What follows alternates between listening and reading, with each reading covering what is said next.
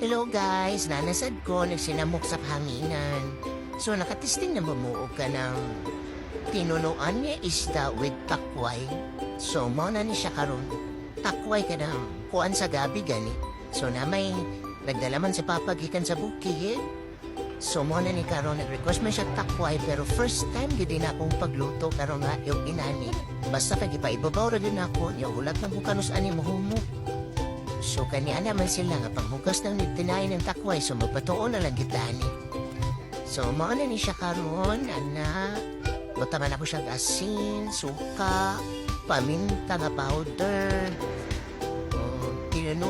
Ay kanang tuno, then atsal.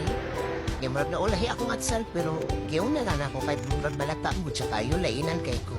So mauna na siya. That's the finished product. So, after ani nagaon man sad sila. Thank you!